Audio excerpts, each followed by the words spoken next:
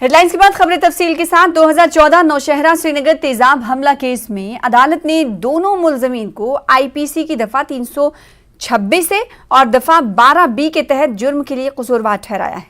Principal district and session जज श्रीनगर की मुअज़्ज़िज़ अदालत ने दोनों मुलजिमान को मुजरिम करार दिया है। सजा का तयन 19 अगस्त को होगा। इस केस के वकील पब्लिक प्रोसिक्यूटर अब्दुल अजीज तेली ने कहा कि कम से कम 10 साल कैद और ज्यादा से ज्यादा उम्र कैद की अलावा मुतासरा के इलाज पर खर्च की गई रकम के बराबर का जुर्माना हो सकता है। कानून के यहाँ देर है अंधेर नहीं, और ये बात आज सच हुई है। आपको पता है 2014 में श्रीनगर के नौशहरा में एक लॉ स्टूडेंट पर एसिड अटैक हुआ था। उसके बाद उसमें केस हुआ था और हमारे साथ अभी वकील है, क्योंकि आज आपको बता दें इस केस की आज जजमेंट थी और जो दो एक्यूज्ड थे उनको गिल्टी फाउंड किया गया। मेरे साथ वकील है अब्दुल अजीज तेली जो इस केस को तब से लड़ रहे हैं। वकील साहब मुझे बताइए, आज जजमेंट का दिन था, कैसे देखते हैं आप इसे और क्या कहेंगे, क्या ये पूरा मामला था? हाँ, ये 2014 में एक लड़की पर लॉ स्टूडेंट जो थी लॉ कॉलेज की, उस पर एक मारुति कार में एक नौजवान ने एसिड फेंका, तो उस पर एफआईआर हुआ, रजिस्टर और इन्वेस्टिगेशन हुई। और इन्वेस्टिगेशन में दो बंदे इरशाद अमीन वानी जो राजबाग का है और उमर नूर जो बेमने का है, इन्होंने कॉन्स्पिरेसी की थी और इनको फाउंड किया गया। इनके खिलाफ चार्जशीट सेशन कोर्ट श्रीनगर में पेश किया। उस वक्त मैं बहैसियत पब्लिक प्रोसिक्यूटर केसेस लड़ रहा था। बाद में मुझे इस केस में स्पेशल पब्लिक प्रोसिक्यूटर गवर्नमेंट ने एंगेज किया और 2014 से since last 9 years I was conducting the trial on behalf of the prosecution vigorously। और ड्यूरिंग दिस ट्रायल टोटल इसमें चालान में 48 विटनेसेस थे। उनमें सम आई विटनेसेस थे, दूसरे टेक्निकल विटनेसेस थे। तो all the 48 witnesses were examined by me before the court of sessions. They were duly cross-examined and accused were defended by so many lawyers. And finally, the present session judge, Honorable Jawad Saab, heard the arguments before 5 months. And for 5 months, this case is reserved. And after long this trial of 9 years, the Honorable Court was pleased today. It was fixed for judgment today, and in the open court, in presence of the victim and other lawyers and the public, the Honorable Court found the accused Irshad Amin Wani and Umar Noor in this case guilty, and the court convicted them. And the Honorable Court fixes the case the day after for quantum, how much punishment there can be. Under law 326A, the minimum punishment for this offence is 10 years, and the maximum is life imprisonment plus fine. The fine shall be equal to that what the expenses the victim has spent on a treatment. That is to be positively given to her as compensation. And on that, I will on next day, on the day after, I will make my arguments before the court and I will pray for the life imprisonment of both the accused, because it is an offence against the society, and a message should go to the public that such persons shall not be let free, and message should go that courts are giving them life imprisonments, and life imprisonments is the reasonable punishment in this case. I will claim the life imprisonment, because if the accused comes out, that will be endanger the life of the victim again, because they can do some untoward accident with her again. This is my call.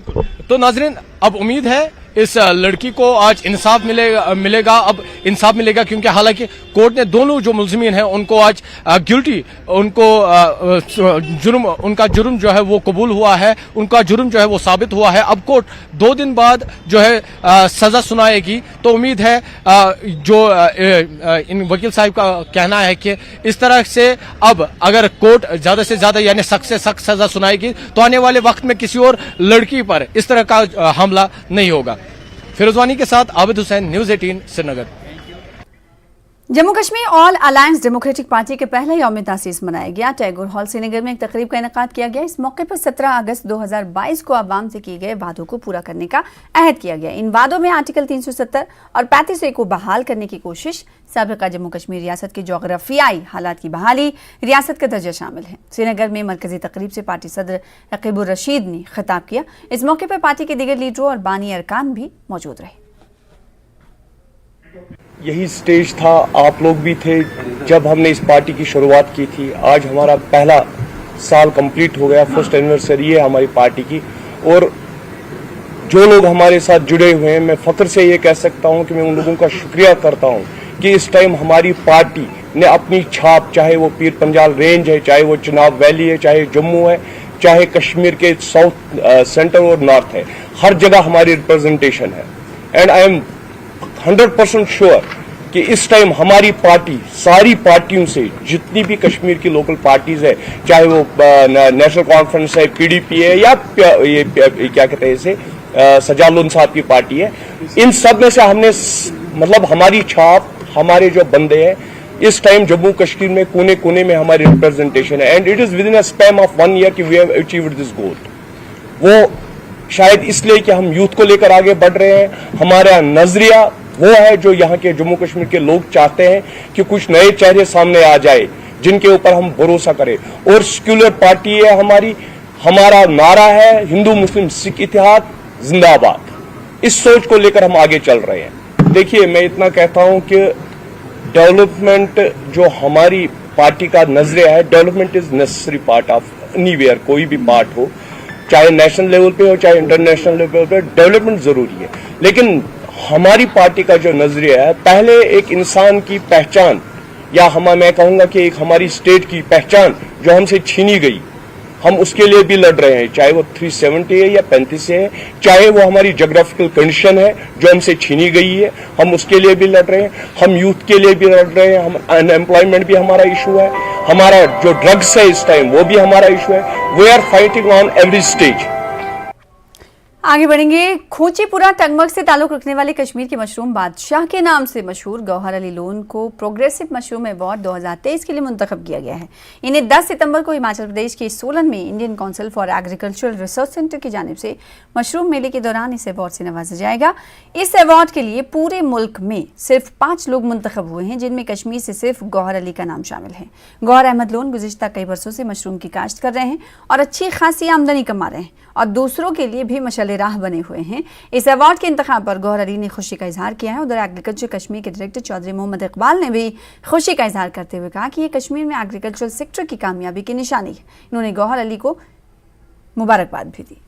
मुझे आज इंतहाई खुशी मिली है जब 2023 के लिए progressive mushroom award के लिए मैं सिलेक्ट हो गया। मैं इसके लिए एलजी साहब का शुक्रिया अदा करता हूँ, या हमारे यहाँ पर चाहे यूनिवर्सिटी हो, डिपार्टमेंट एग्रीकल्चर हो, या हमारे डीसी मैडम हो, इनके लिए भी मैं बहुत ही शुक्रगुजार हूँ जिनने मुझे इतना हौसला दिया। आज मैं नेशनल अवार्ड से बढ़िया अवार्ड के लिए सिलेक्ट हो गया। मशरूम का काम मैं 2007 से करता हूँ। इसमें मुझे कम से कम अपनी स्टेट में 6 अवार्ड मिले थे। उसके बाद 2021 में नेशनल अवार्ड के लिए सिलेक्ट हो गया। उसके बाद एलजी साहब ने मुझे अवार्ड दिया और मेरे तारीफ भी की है। आज 2023 में फिर से मैं इंटरनेशनल अवार्ड के लिए सिलेक्ट हो गया। Indian council of agriculture research की जो डायरेक्टरेट मशरूम के साथ डील करती है, जिनका हेडक्वार्टर जो है वो सोलन में है, उन्होंने इस साल 5 किसानों का इंतखाब किया कि जिनको अवार्ड से नवाजना है। और फख्र की बात यह है कि उनमें एक किसान जो है वो हमारे कश्मीर डिवीजन का है, जिसका नाम गौहर अली लोन, जो कि टंगमर्ग का रहने वाला है। और फख्र महसूस होता है कि जिस वक्त हमारे यंग फार्मर जो हैं वो कोई नेशनल अवार्ड लें तो वो अपने आप में उनकी जहानत, डिपार्टमेंट की और यूनिवर्सिटी की जो कोशिशें होती हैं वो मंजर-ए-आम पर लाने के लिए भरपूर कोशिशें हमेशा की जाती हैं। और होलिस्टिक एग्रीकल्चर डेवलपमेंट में इस मशरूम को बढ़ावा देने के लिए एक स्पेशल प्रोजेक्ट जो था वो लॉन्च किया गया है, जिससे कि हम कोशिश करेंगे कि वादी कश्मीर के अंदर खासकर जहां इस चीज़ का एक बड़ा रस्म और रिवाज है कि मशरूम वाला जो है ये डाइट का एक कंप्लीट पार्ट है, कि इसके ऊपर ये जो प्रोजेक्ट हम इम्प्लीमेंट करें। इसके बीच में वैसे हमारी जो सक्सेस स्टोरीज हैं ये हर डिस्ट्रिक्ट में 10 के 10 डिस्ट्रिक्ट में रिपीट को। जम्मू में मेरी माटी मेरा देश थीम के तहत एक प्रोग्राम मुनक्किद किया गया। जेएमसी के मेयर राजेंद्र शर्मा, जेएमसी की कमिश्नर राहुल यादव और बहुत से दूसरे लोग इन शोधा को खराज अकीदत पेश करते हुए देखे गए, जिन्होंने कौम के लिए जान का नजराना पेश किया। इस मौके पर तिरंगा भी लहराया गया और शोधा के लवाकिन में असनाद तकसीम की गई। मेयर राजेंद्र शर्मा ने इस मौके पर कहा कि पूरी कौम इन शहीदों को खराज अकीदत पेश करती है, जिन्होंने कौम के लिए अजीम कुर्बानियाँ दी। मेरी माटी मेरा देश इस कैंपेन के तहत पूरे देश भर में जिन परिवारों ने देश की सरहदों को सुरक्षित करने के लिए और देश के आन बान शान के लिए शहादत दी है, उनको याद किया जा रहा है और साथ में ये प्रतिज्ञा ली जा रही है कि मैं अपने देश की अखंडता और सुरक्षा के लिए हमेशा प्रयासरत रहूँगा और ऐसे कार्य करूंगा जिसमें पूरे देश में सौहार्द का वातावरण, भाईचारे का वातावरण और देश की निष्ठा के लिए हमेशा काम करता रहूंगा। ये जो अभियान चलाया है और इतना बड़ा विज़न रख के शहीदों को हर जगह उन्होंने आगे रखा है। जैसे जो भी हमारे देश में कोई बिल्डिंग्स बन रही हैं शहीदों के नाम से बन रही हैं, कहीं मेन गेट्स बन रहे हैं, कहीं हॉस्पिटल्स बन रहे हैं, बहुत सारी ऐसी डेवलपमेंट वो कर रहे हैं, तो हर जगह उन्होंने शहीदों को पहले रखा है। सो मतलब इससे हमें लग रहा है कि एक प्राउड फील हो रहा है फैमिली का। बीइंग ए मार्टियर वाइफ मैं ये कहना चाहूँगी कि हमें आज का ये ऐसे अभियान और ऐसे प्रोग्राम्स देख के बहुत अच्छा लग रहा है कि जैसे हमारे हस्बैंड्स ने जो भी सेक्रीफाइस देश के लिए किया है, मतलब उनकी कोई शहादत जो है वो बेकार नहीं गई।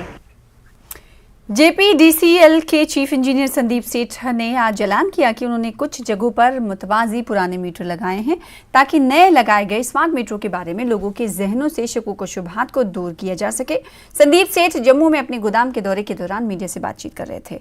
चीफ इंजीनियर ने मीडिया को बताया कि इन पुराने मीटरों की तनसीब का फैसला उन इल्जामात के पेश नज़र किया गया है कि नए स्मार्ट मीटर्स में बहुत ज़्यादा रीडिंग और बिल दिखाए जा रहे हैं। उन्होंने कहा कि पुराने और नए दोनों स्मार्ट मीटर्स की रीडिंग लेबोरेटरी में जांची जाएगी और इसके बाद इस मामले के बारे में हतमी फैसला किया जाएगा।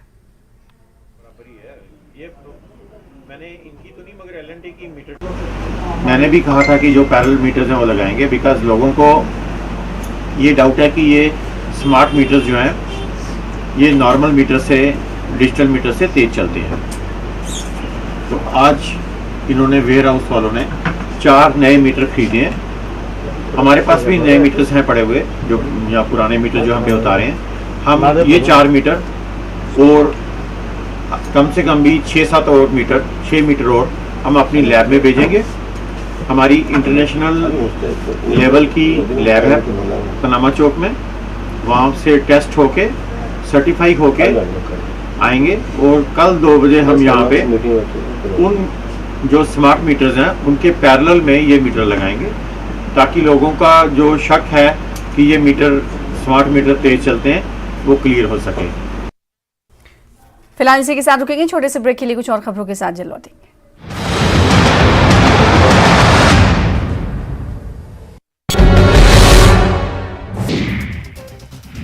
फौज और आवाम के दरमियान ताल्लुकात को बढ़ाने के लिए हिंदुस्तानी फौज ने जम्मू के गांव जंदियाल के पंचायत घर में ओपन जिम की शुरुआत की है। जंदियाल की सरपंच अंजलि शर्मा ने जिम का उद्घाटन किया। इस मौके पर आवाम और बच्चों की काफी तादाद मौजूद थी। कठुआ में पुलिस ट्रेनिंग सेंटर द्वारा मेरी माटी मेरा देश मिट्टी को नमन वीरों को वंदन कार्यक्रम के तहत तिरंगा रैली निकाली गई, जिसमें पीटीएस कठुआ के प्रशिक्षुओं सहित पुलिस अधिकारी भी शामिल रहे। वहीं मौके पर एसएसपी पीटीएस रूपराज भगत ने कहा कि तिरंगा रैली का मकसद लोगों में देशभक्ति का जज्बा पैदा करना है। उधमपुर में मोदी ग्राउंड के पास एक मिनी बस दुर्घटनाग्रस्त हो गई। बस में मिचल तीर्थयात्री सवार थे। दुर्घटना में 13 तीर्थयात्री घायल हो गए। कश्मीर के मशरूम बादशाह के नाम से मशहूर Gauhar Ali Lone progressive mushroom award 2023 के लिए सेलेक्ट। सोलन में Indian council for agriculture research centre की जानिब से मशरूम मेले के दौरान दिया जाएगा अवार्ड। महकमा आली तालीम हुकूमत जम्मू कश्मीर और college of education ISE Srinagar के ताउन से 2 रोज़ा कौमी workshop capacity building for managers in higher education के मौजू पर मुनक्किद किया गया। इस 2 रोज़ा वर्कशॉप में मुख्तलिफ मुकर्रीरीन आला तालीम में ख़वातीन मैनेजर्स की तदादकार में इजाफे के अहम इक़दाम पर रोशनी डालेंगे। इन्होंने SDG 5 पर हकीकी जांच के तौर पर सलाहियत साजी की वर्कशॉप और सनफ़ी मसावात के मकासद पर भी तबादले ख्याल किया। इस वर्कशॉप में इंतजामी सलाहियतों और ख़वातीन की हुक्मरानी के हवाले से मसाइल को उजागर किया जाएगा।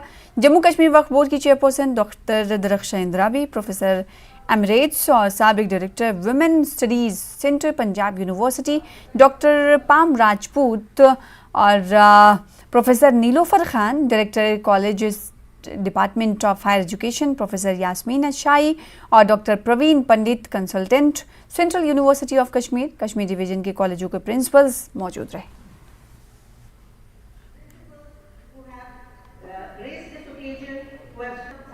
आज हम कॉलेज ऑफ एजुकेशन में हैं। यहाँ वीमेंस एम्पावरमेंट और एजुकेशन जो सेक्टर में वीमेंस काम कर रही है, किस तरह से हमारे सरकार ने वीमेंस एम्पावरमेंट का जो नारा दिया था वो सिर्फ नारा नहीं था। आज आप देख रहे हैं कि मुल्क की 50 यूनिवर्सिटियों में से जो बड़ी सी यूनिवर्सिटियाँ हैं उनमें 17 VCs जो हैं वो वीमेंस हैं। आप हर एक सेक्टर में देखिए जो हमारा एम्स है, आज वहाँ पे एडमिनिस्ट्रेशन को चलाने वाली एक खातून है। आप इंजीनियरिंग देख लीजिए, वहाँ एक खातून है।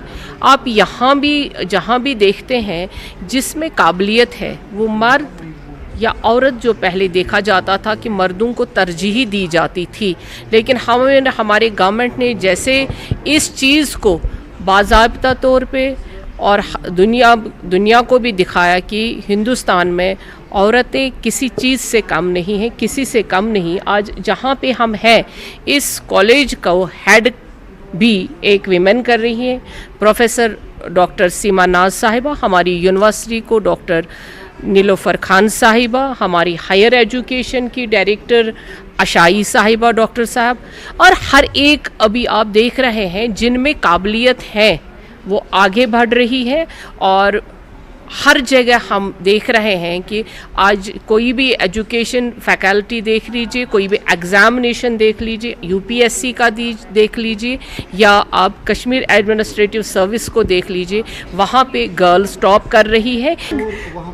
उसका भी ये है कि न्यू एजुकेशन पॉलिसी में हमको जो सिलेबसेस हैं वो चेंज करने हैं, हमको as per are new directions चलना है। न्यू एजुकेशन पॉलिसी कहीं पे सिर्फ इंग्लिश में नहीं हुआ है, हर जगह सिलेबसेस चेंज हो रहे हैं, अभी भी हो रहे हैं और आगे भी होंगे।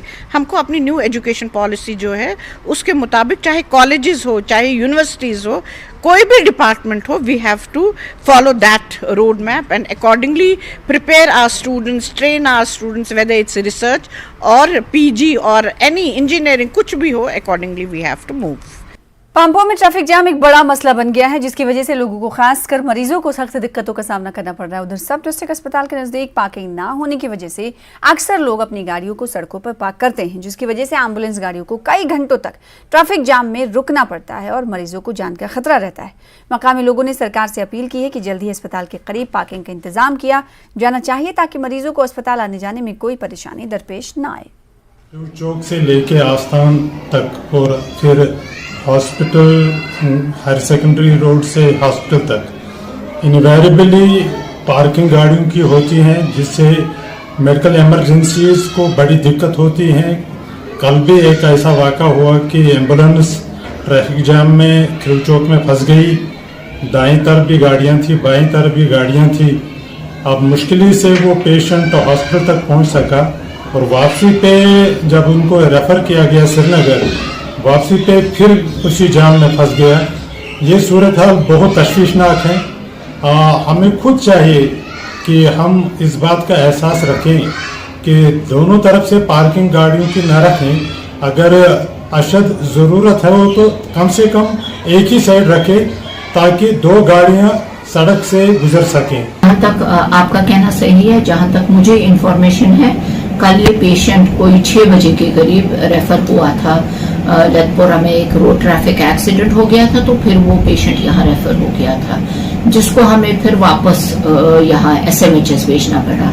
मगर ये बदकिस्मती है कि आते हुए भी वो 108 चौक में बंद हो गई और जाते हुए भी कोई मुझे लगता है 2-4 मिनट उसके वहां पे जाया हो गए कि जगह नहीं उसको मिली। जैसा कि आप जानते हैं पामपुर जो अप्रोच रोड है टू SDH पामपुर वो बहुत क्राउडेड रहता है। मेरी हमेशा से ये रिक्वेस्ट रही है कि प्लीज ये वाइटल रोड है तो यहाँ पे पार्किंग नहीं होनी चाहिए, रॉन्ग पार्किंग नहीं होनी चाहिए। ये अप्रोच रोड मेहरबानी करके आप खुला। चंडी माता मिছিল की सालाना चारी यात्रा आज सुबह जम्मू से निकाली गई। सर्वशक्ति चंडी माता मंदिर चुनौत भद्रवाह मिছিল यात्रा के बेस कैंप की तरफ से माता चंडी की पाक छड़ी को देवी चंडी के ठिकाने मिছিল की तरफ ले जाया गया। उधमपुर में चंडी माता के अकीदतमंदों ने करगिल हनुमान मंदिर उधमपुर में चारी यात्रा पर रिवायती अंदाज में खैर मकदम इसका किया। इस मौके पर अकीदतमंदों, तलबा, समाजी कारकुनान की बड़ी तादाद मौजूद रही।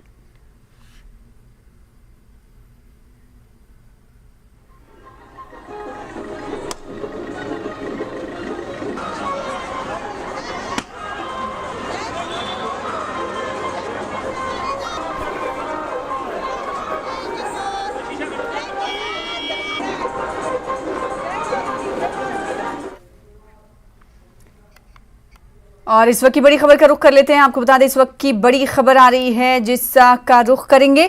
तहव्वुर राना से जुड़ी हुई बड़ी खबर है जो आपको हम बता दें कि दहशतगर्द तहव्वुर राना की मुमकिना हवालगी पर पाकिस्तान की गहरी नजर है। जी हां, इस वक्त की बड़ी खबर आपको दे रहे हैं। पाकिस्तानी कॉन्सुलेट को खत लिखा गया है। मामले की कड़ी निगरानी करने को इस पूरे मसले पर कहा गया है। इस वक्त की बड़ी खबर आपको तहव्वुर राना जो कि दहशतगर्द है उसके मामले को लेकर दे रहे हैं। और न्यूज़ 18 JKLH में खुसूसी मवासिलात तक रसाई हासिल की है। इस हवाले से पाकिस्तान तहव्वुर राना की भारत को हवालगी से खौफजदा है, ये भी खबर सामने निकल कर आई है। पाकिस्तान की हुकूमत और फौज के मुलविस होने की निशानदेही हो सकती है। आपको बता दें कि इस तहव्वुर राना पर 26/11 के मुंबई दहशतगर्दाना हमलों का इल्जाम है। तो बड़ी खबर इस वक्त की हम आपको दे रहे हैं। दहशतगर्द तहव्वुर राना की मुमकिना हवालगी के हवाले से जिस पर पाकिस्तान की गहरी नजर है और न्यूज़ 18 JKLH ने इस हवाले से खुसूसी मवासिलात तक रसाई हासिल की है।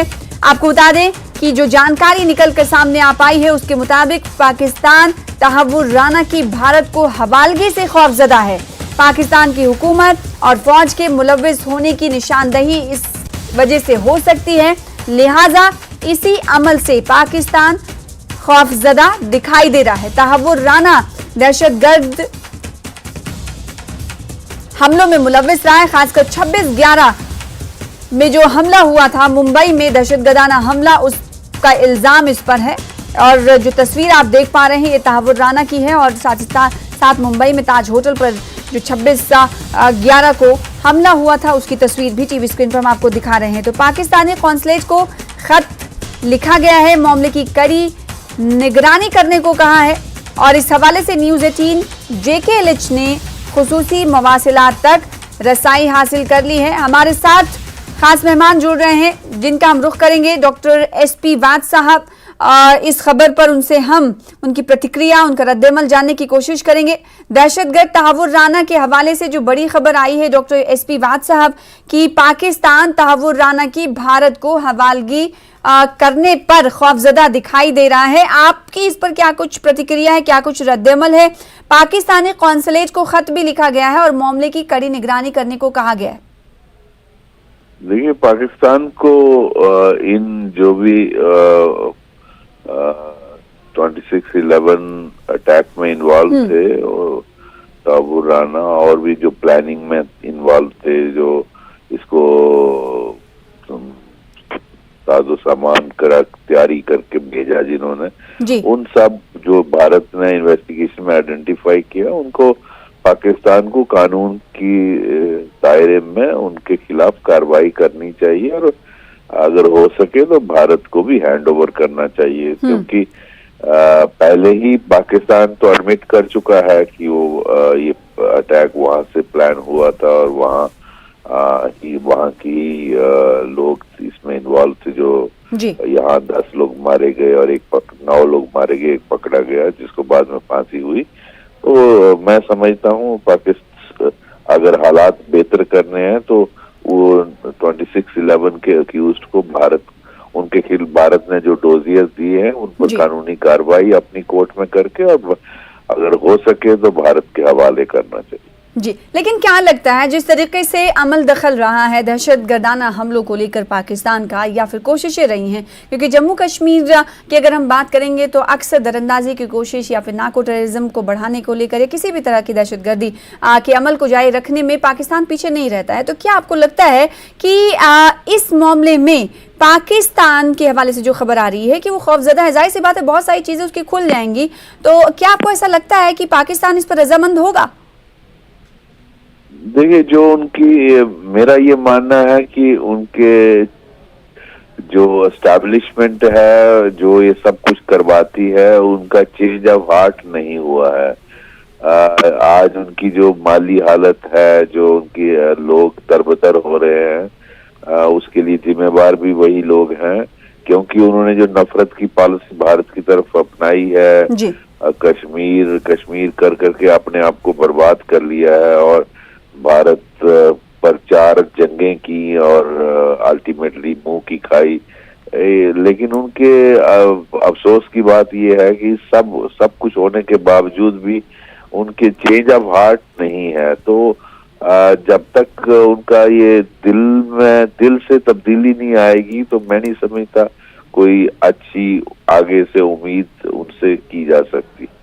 बिल्कुल, पाकिस्तान से उम्मीद रखना बेमानी है, ये भी former DGP director general of police doctor SP Vaid साहब कह रहे हैं। लेकिन कोई अगर जो डोजियर्स जो सौंपे गए हैं भारत की तरफ से इस पूरे मामले को लेकर, उस पर क्या आपको लगता है कि जो नज़र बनाए रखने की बात भी सामने आई है कि पाकिस्तानी कौंसलेट को इस हवाले से खत लिखा गया है, तो क्या हवालगी के हवाले से कोई पेशरफ्त आपको मुस्तकबिल में, भविष्य में नजर आती है? एसपी वैद साहब, मुझे नहीं लगता, क्योंकि पाकिस्तान जब तक ये डिनायल मोड में रहेगा, देखिए जो हमने डोजियर दिए, अगर एक अच्छी कोशिश होती ना, चाहे कि केस फेल हो जाए कोर्ट में बात अलग है, लेकिन अगर आपके वहां से एक अच्छी कोशिश होती कि ठीक है हमसे गलती हुई, हमारे लोग हम गलत ये हुआ है, अब हम इनको जिन्होंने 200-300 लोगों को मुंबई में मारा है, हम इनके खिलाफ कानूनी कार्रवाई इंसानियत और कानून के दायरे में करेंगे। तो अगर वो अपनी अदालत में हमारे डोजियर के मुताबिक कार्रवाई करते तो उसके बाद अंजाम चाहे केस का कुछ भी होता, वो उससे हमें वो नहीं है।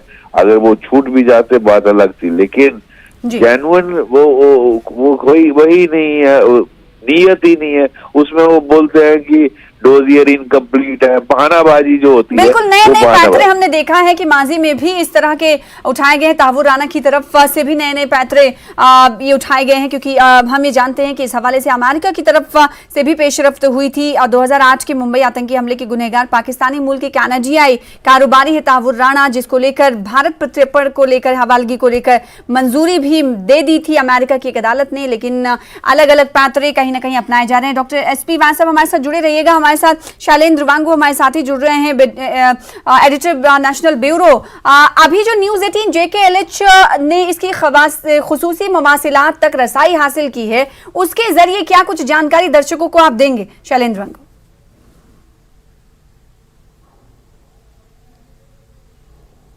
थे एक डेविड कोलमैन हेडली और दूसरा ताहवुर राना, जिनका सीधा इन्वॉल्वमेंट रहा है 26/11 मुंबई हमलों को लेकर, इसको एग्जीक्यूट कराने को लेकर और लॉजिस्टिक्स मुहैया कराने को लेकर। तो इस पूरे मामले में जो ताज़ा अपडेट था वो मई के महीने में आया था सामने, जबकि यूएस के कोर्ट ने जो भारत का एक्सट्रेडिशन जो होना है ताहवुर राना का, जो कि फिलहाल एक लॉस एंजलिस की जेल में कैद है, उसका रास्ता हमवार कर दिया था कि रास्ता साफ हो चुका है, ताहवुर राना को भारत जल्द एक्सट्राडाइट किया जा सकता है। लेकिन अहम बात यह है कि इस पूरे मामले में अब पाकिस्तान बहुत करीब से नजर बनाए हुआ है। जो चिट्ठी हमारे पास है, जो चिट्ठी न्यूज़ 18 नेटवर्क के पास है, उससे यह साफ हो जाता है कि पाकिस्तान की जो एम्बेसी है, पाकिस्तान के दूतावास जो वॉशिंगटन DC में है, उसने अपने काउंसलेट को, यानी जो लॉस एंजलिस में उनका काउंसलेट है, वाणिज्य दूतावास है, उनसे चिट्ठी लिखकर यह कहा है कि ताहवुर राना के केस में वो पल पल की खबर का अपडेट अपने पास रखें, यानी कहीं ना कहीं यह साफ हो जाता है कि इस केस से आज भी पाकिस्तान इंटरेस्टेड इस केस में है, क्योंकि वो खुद चाहता है ऑफिशियली कि इस केस पर वो नजर बनाए रखे, क्योंकि इससे यह साफ हो जाता है कि अगर तहव्वुर राना का एक्सट्रेडिशन भारत हो जाता है, अब से कुछ दिन पहले केंद्र सरकार ने भी इस तरफ इशारा दिया था कि इस मामले में जल्द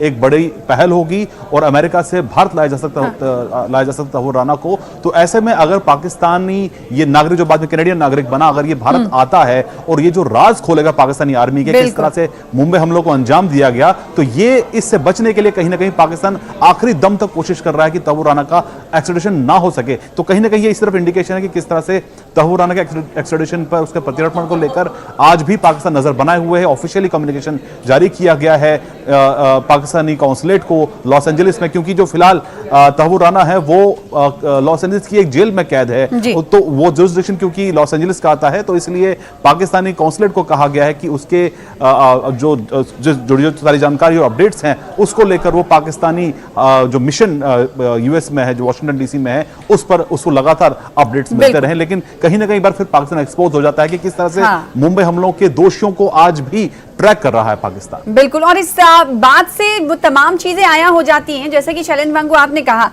कि इंटरेस्ट कितना रखता है पाकिस्तान इस पूरे मामले को। वो पाकिस्तानी कॉन्सुलेट को यानी कूटनीतिक तौर पर भी इस पूरे मामले को देख रहा है, गहरी नजर तो बनाए हुए है।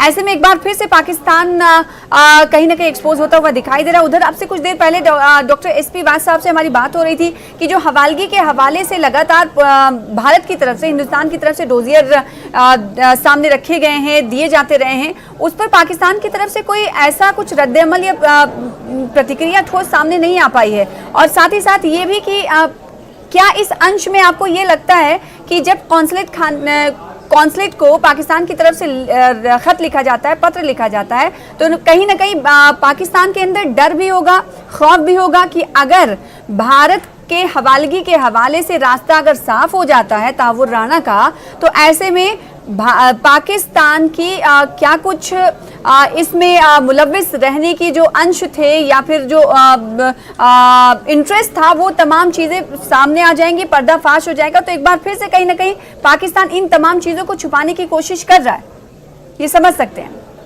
देखिए, फिलहाल जो लड़ाई है ये कानूनी लड़ाई है, काफी लंबे समय से लड़ाई चलती आ रही है और कहीं ना कहीं भारत में इसको कामयाबी मिलने वाली है और तहव्वुर राना को माना जा रहा है कि जल्द ही भारत लाया जा सकता है, क्योंकि यूएस के कोर्ट ने इसकी इजाजत दे दी है। लेकिन अहम बात यह है कि तहव्वुर राना इससे पहले पाकिस्तानी आर्मी में डॉक्टर के तौर पर काम कर चुका है, तो पाकिस्तानी आर्मी से उसके काफी करीबी संबंध रह चुके हैं। माना यह जा रहा है कि अगर पाकिस्तान के जो प्लॉटिंग थी 26/11 मुंबई हमलों को लेकर, उसके कई सारे राज तहव्वुर राना खुद खोल सकता है अगर उसका एक्सट्रेडिशन भारत हो जाता है। तो क्योंकि जिस तरह से पाकिस्तानी आर्मी का इन्वॉल्वमेंट रहा है इस पूरे हमले के पीछे, और आज तक हमने, जैसे कि अभी हमारे एक्सपर्ट ये बता रहे थे कि अभी तक जितने भी डॉजियर्स दिए गए हैं, जितने भी प्रूफ्स दिए गए हैं, पाकिस्तान उनको लेकर उन्होंने एक भी व्यक्ति के खिलाफ कोई ठोस कार्रवाई नहीं की है, सिवाय एक केस के, जो कि भारत में अजमल कसाब का जो मामला था, जिसको बाकायदा जिसमें पूरे की कोर्ट की कार्रवाई हुई, जिसके बाद उसको फांसी दी गई। लेकिन पाकिस्तान की तरफ से इस मामले में आज भी वो इसको कोर्ट के इसको लंबित चल रहा है मामला, और यहां तक कि जो कोर्ट्स है वहां की वो इंडियन विटनेसेस को पाकिस्तान बुलाने के लिए लगातार उन्होंने रिक्वेस्ट रखी है, जो जाहिर तौर पर भारत ने रिजेक्ट की है क्योंकि उनकी सिक्योरिटी का इसमें इशू बनता है। लेकिन अहम बात यह है कि तहव्वुर राना जैसे आदमी जो कि सीधे तौर पर मुलव्विस रहा है 26/11 मुंबई हमलों को लेकर, और यूएस कोर्ट चलें एक बात और समझना चाहेंगे आपसे, लेकिन इससे पहले डॉक्टर SP वास साहब हमारे साथ जुड़े हुए, उनका रुख कर लेते हैं। डॉक्टर SP वास साहब, न्यूज़ 18 JKLH ने एक इंफॉर्मेशन तक रसाई हासिल की, उस पर हम बातचीत कर रहे थे, जैसे कि शैलेंद्र वांगू हमें बता रहे थे कि कॉन्सुलेट को खत लिखा है पाकिस्तान ने और कहा है उसके जरिए कि इस पूरे केस पर, तहव्वुर राना वाले मामले पर हम गहरी नजर बनाए हुए हैं। इससे आपको क्या समझ में आता है कि पाकिस्तान भले ही सामने इस पूरे केस को लेकर सामने नहीं आ पा रहा, लेकिन कॉन्सुलेट को खत लिखना एक बड़ी बात हो जाती? जी बिल्कुल, क्योंकि भारत इसको केस को फॉलो कर रहा है और पाकिस्तान का, देखिए इसमें एक बात समझना बहुत जरूरी है कि इतना बड़ा हमला, इतना बड़ा अटैक बिना पाकिस्तान की ISI के इन्वॉल्वमेंट के नहीं हो सकता, और ISI का मतलब है वहां की एस्टैब्लिशमेंट, उनके लोग इन्वॉल्व है, तो वो कभी भी नहीं चाहेंगे अगर इसको सीरियसली परसू किया जाए, केस का ट्रायल किया जाए, तहव्वुर राना को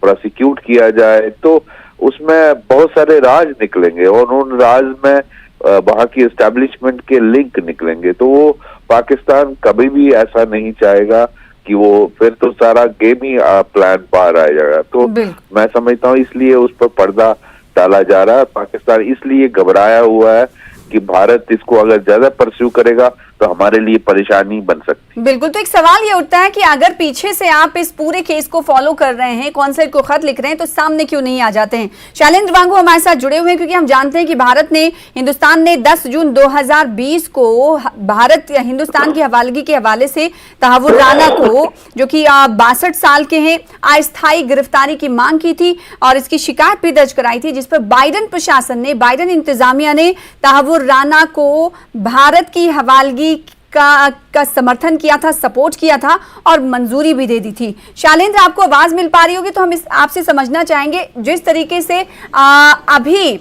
ऑफिशियली पाकिस्तान इस पूरे केस को कहीं ना कहीं फॉलो कर रहा है, सिर्फ फॉलो ही नहीं बल्कि दिलचस्पी दिखा रहा है, क्या इससे पहले भी पाकिस्तान की तरफ से इसी केस में, तहव्वुर राना वाले केस में, भारत की हवालगी के हवाले से कुछ पेशरफ्त माजी में भी देखने को मिली है? देखिए, ये जो मामला है ये बहुत लंबा चलता हुआ आ रहा है और हमने जैसे कि आपने बताया कि बाइडेन एडमिनिस्ट्रेशन की तरफ से ये फैसला लिया गया था और उसके बाद अब जो कोर्ट में क्योंकि मामला चल रहा था, कोर्ट की तरफ से एक रास्ता हमवार हुआ है ताकि ये एक्स्ट्रेडिशन मुमकिन हो पाए। लेकिन अहम बात यह है कि जो पाकिस्तान का इसमें इन्वॉल्वमेंट है ये इस पर फिर से एक्सपोज हो जाता है कि जहां पाकिस्तान की तरफ से डेविड कोलमन हेडली और तहव्वुर राना को जो शुरुआती जो रेकी हुई थी, डेविड कोलमन हेडली भारत भी आया था, वो मुंबई गया था, उसने रिकॉर्डिंग्स तैयार की थी, जिसके बाद वो भेजी। तो ये बड़े पैमाने पे इसकी प्लानिंग हुई थी, जिसके बाद इसका एग्जीक्यूशन हुआ, जिसमें 166 लोग मारे गए थे। अहम बात यह है कि 166 लोगों में 6 अमेरिकन भी थे, तो जाहिर तौर पर अमेरिका का भी इस केस में इन्वॉल्वमेंट रहा है और ये ऐसा टर्निंग पॉइंट था भारत की हिस्ट्री में, जबकि आतंकवाद के मुद्दे को दुनिया ने माना 9/11 के बाद में कि कितना गंभीर ये मुद्दा है और कहां से ये टेररिज्म जो एक्सपोर्ट हो रहा है। लेकिन फिलहाल अगर हम तहव्वुर राना के मामले की बात करें तो ये साबित हो चुका है कि वो टेरर कॉन्विक्ट है, उसने 26/11 मुंबई हमलों को अंजाम देने के लिए उसका बहुत बड़ा किरदार रहा है।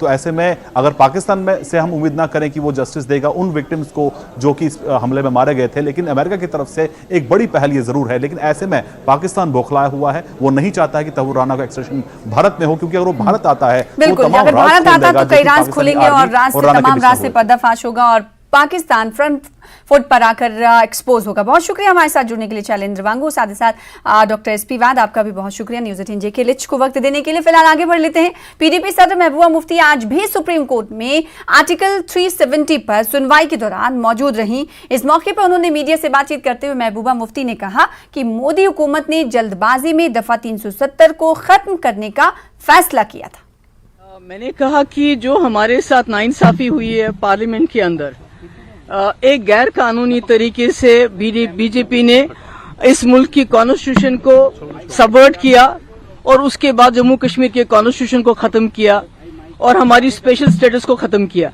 अब ये जो सुप्रीम कोर्ट है, मेरे नजदीक सुप्रीम कोर्ट को ये देखना है क्या वो भगवान कृष्ण का रोल करना चाहते हैं या धृतराष्ट्र का। अगर भगवान कृष्ण का रोल अदा करना चाहते हैं तो उनको देखना पड़ेगा कि जो हमारे साथ अन्याय हुआ है, जो पाप हुआ है, उसको दुरुस्त करना पड़ेगा। अगर वो ऐसा नहीं करते हैं तो फिर धृतराष्ट्र की तरह वो जो है आंखों से पट्टी बांध के अगर वो रोल करना चाहते हैं तो वो हम उसमें क्या कहें हम उनसे। हम तो कुछ नहीं कह सकते। हम तो चाहते हैं कि जो सुप्रीम कोर्ट है, क्योंकि पूरे जम्मू कश्मीर के लोग इस वक्त देख रहे हैं सुप्रीम कोर्ट की तरह, क्योंकि एक चीज अभी बची है हमारे जम्मू कश्मीर के मुल्क के रिश्तों में, वो ये सुप्रीम कोर्ट है। तो इसलिए अब सुप्रीम कोर्ट पे डिपेंड करता है कि वो क्या करना चाहते हैं। मगर मैं ये एक बात बताना चाहती हूँ कि सुप्रीम कोर्ट से हमें उम्मीद है कि वो इंसाफ देंगे। साथ ही हम ये भी कहते हैं हमारी जो स्ट्रगल यहाँ के खत्म नहीं होती है, हमारी स्ट्रगल जारी रहेगी। जम्मू कश्मीर का जो तशख्खुस है, जम्मू कश्मीर की जो समस्या है, जिसको समस्या बीजेपी ने बनाया, बीजेपी की जो मदर पार्टीज है, हिंदू महासभा ने बनाया, ने तो जम्मू कश्मीर के लोगों ने खुले दिल से 1947 में इस मुल्क का हाथ थामा था, कुछ शर्तों पे, कुछ सेफ गार्ड्स पे।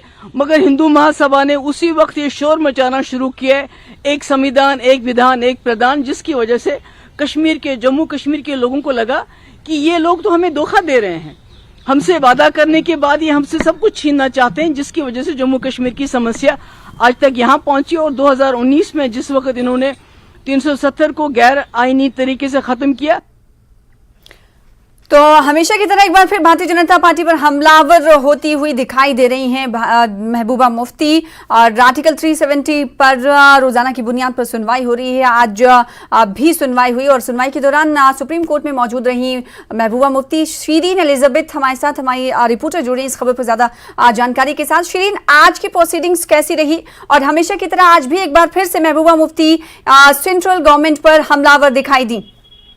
देखिए, ये 370 आर्टिकल पे जो है ये 7वां दिन है हियरिंग जो चल रही है और पिछले 2 दिन से महबूबा मुफ्ती इस हियरिंग में सुप्रीम कोर्ट में मौजूद है। और आज भी जब वो सुप्रीम कोर्ट आई, जब हियरिंग करीब 4 बजे खत्म हुई, तो वो दोबारा बाहर आके उन्होंने कहा कि कितना इमोशनल एक इशू है। 370 की जब बात करते हैं तो वो काफी इमोशनल इशू है जम्मू एंड कश्मीर के लोगों के लिए।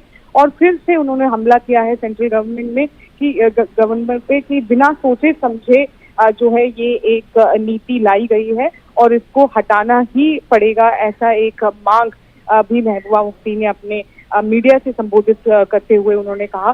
तो इस पे ये भी कहा उन्होंने कि कैसे जो चीजें हैं वो कैसे बदल रही हैं ऑन ग्राउंड और कैसे परेशानियां झेलनी पड़ रही है लोगों को।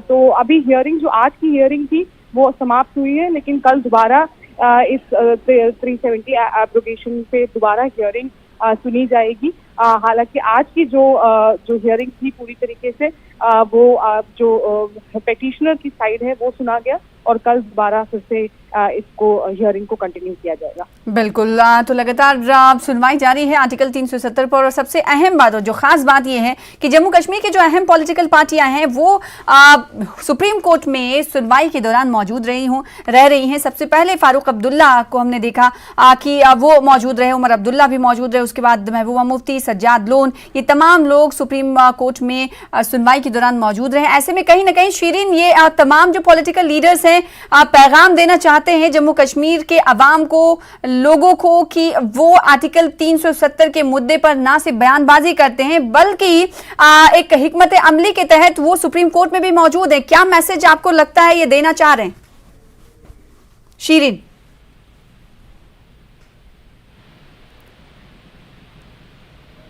शीरीन इस वक्त शायद हमारे साथ मौजूद नहीं है, शुक्रिया अदा करना चाहेंगे। तो महबूबा मुफ्ती एक बार फिर से आज सुप्रीम कोर्ट में आर्टिकल 370 के मुद्दे पर मौजूद रही सुप्रीम कोर्ट में और उसके बाद एक बार फिर से जब वो बाहर आई तो मीडिया से खिताब करते हुए बीजेपी पर हमलावर नजर आए। फिलहाल इसी के साथ इस बुलेटिन में इतना ही। मुझे दीजिए इजाजत। लगातार देखते रहे न्यूज़ 18 JK पर तमाम खबरें। आदाब।